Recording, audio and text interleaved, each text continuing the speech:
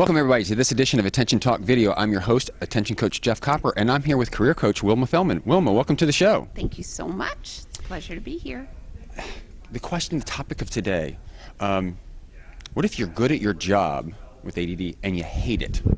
What then?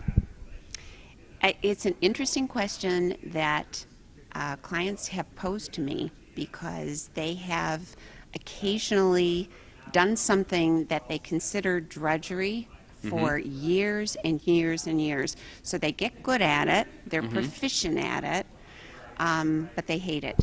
And my recommendation is always pretty much the same. Go through a search of what you do best and go through the inventory of what your skills are and see if you can tweak the process just enough so that you're doing more of what you like and less of what you don't like.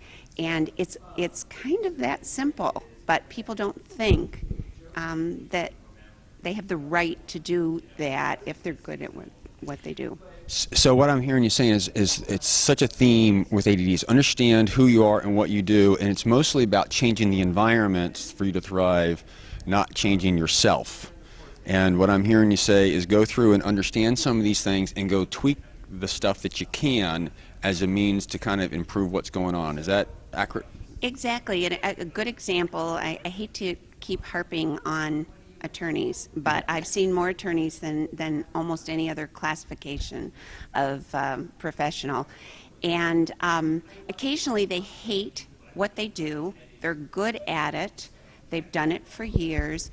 And if they switch into something just a little different, but still within the realm of law, they're using their background, they're using their skills, but they can find an environment that feels totally different. It's very interesting. I'm actually working with somebody who was an attorney, struggled with billing time, which is a real issue for a lot of them. I mean, it's the first thing we cover when they come in and kind of coach them.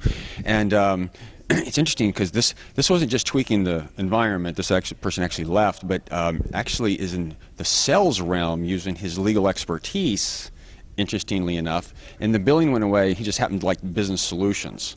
I mean, he was really kind of into that. So that's a little bit more extreme because he actually left. But I do know this, is that I was working on him for a period of time with his billing, and we said, listen, change the environment where he's starting to bring some people in, and he would dictate what was doing on his billable time because he absolutely hated it. And it wasn't perfect, but it made it a little bit easier.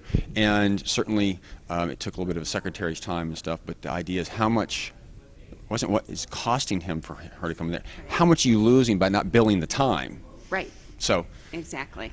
Do what you're good at and delegate what you're not good at, and or find a way to work within that realm without having to do that. And sometimes if you're stuck, just find somebody and brainstorm and get kind of creative. It's amazing what you can come up with if you take the pressure off and just kind of chill. I know that's one of my favorite parts of coaching is brainstorming with, okay, if I was like this, how would this person type do it to come up with something different? Exactly. And we get stuck in boxes. We get stuck in our own paradigms.